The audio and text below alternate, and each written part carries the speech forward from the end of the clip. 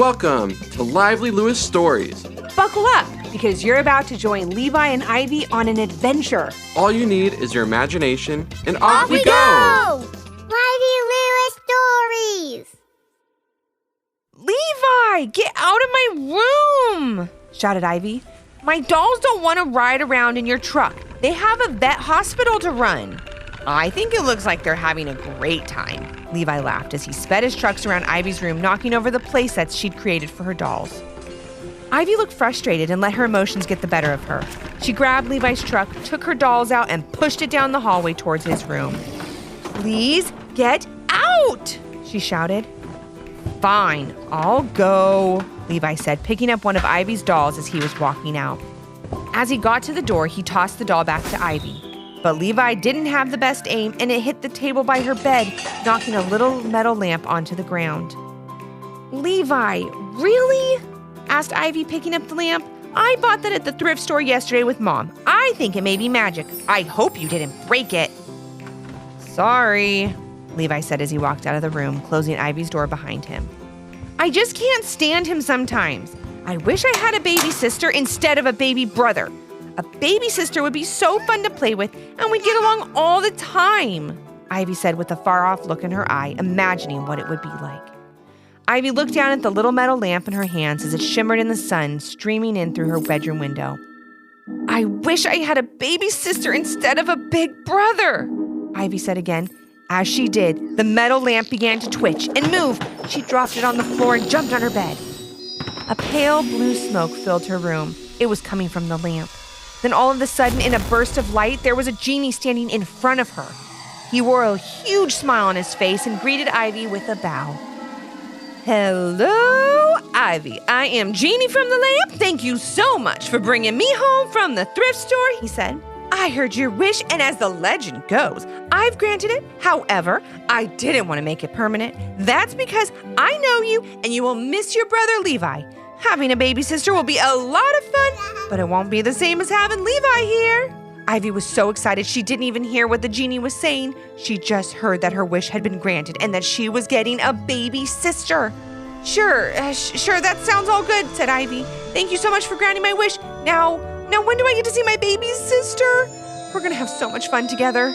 "She'll be here any moment, Ivy," said the genie. "But remember what I said. I think you'll miss Levi." "Oh, I'm sure I'll be just fine. My baby sister and I will be best friends," said Ivy. "I think once you have a few days without Levi, you may feel a little differently," the genie replied. "But for now, enjoy your new baby sister." The genie twirled around, sending the pale blue smoke swirling. Then before Ivy knew it, she was gone, leaving just the little lamp sitting on her floor. The next thing Ivy heard was a knock at her door. "Ivy, can you please come out and help me with something?" her mom asked from the hallway.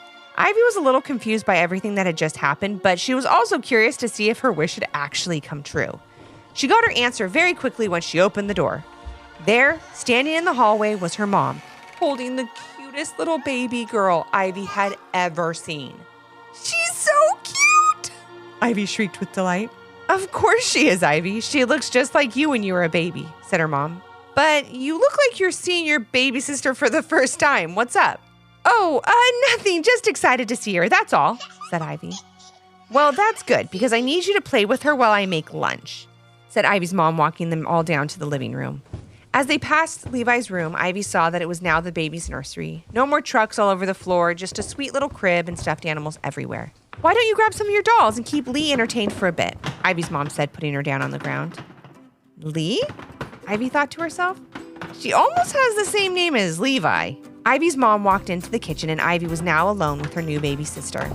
She couldn't have been more excited. She was so cute and so sweet. They played together for the rest of the day and the next day that followed. Lee played every doll game that Ivy wanted. She giggled and cooed at all of Ivy's jokes and didn't take one truck out the whole time. "I don't know why the genie said I would miss Levi," Ivy thought to herself. "This is everything I've always wanted." However, things were about to change. Lee woke up the next day very cranky. She cried all morning and all afternoon. Ivy was getting a headache. "Hey, Mom, how about you, me, and Dad head to the park and get a break from all this crying?" Ivy asked. Honey, your dad and I can't leave Lee. She's upset and needs us, she replied. But you've been with her all day. You haven't paid any attention to me, Ivy said. Babies are a big responsibility and take up a lot of time, Ivy's dad said. Sorry, you'll just have to play here alone. But on Sundays, you, me, Mom, and Levi always go to the park, Ivy said as she stamped her feet. Who's Levi? Her mom and dad asked as they turned their attention back to Lee. Oh no, Ivy thought to herself.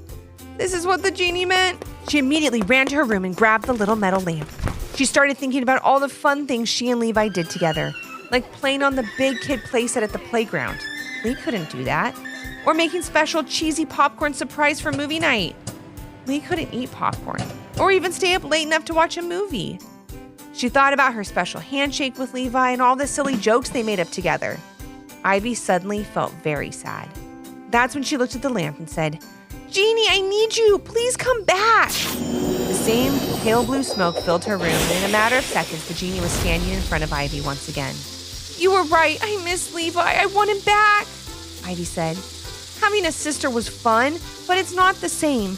I finally realized that what I really want is my big brother back, no matter how many trucks he plays with. I've been doing this a long time, and that's how I knew exactly how you'd feel and why I didn't make the wish permanent, the genie said. Then she smiled and waved her hand.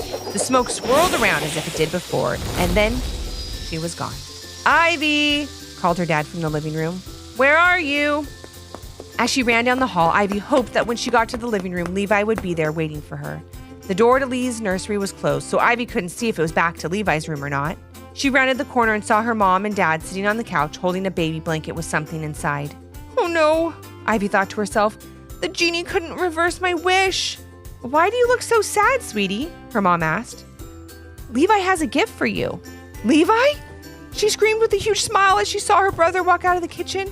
She ran over and gave him a big hug. Wow, that's certainly a big hello. I just saw you like 15 minutes ago, Levi said. I felt bad for messing up your doll game, that I went down to the basement and I got out your favorite baby doll from when you were a baby. I thought it would make you happy. I love you, Levi, Ivy said, holding the baby doll, and I'll never want any other brother but you. Levi gave her a big hug back. How about we all head to the park? Levi suggested. Great idea, replied Ivy. And today, we can play whatever you'd like.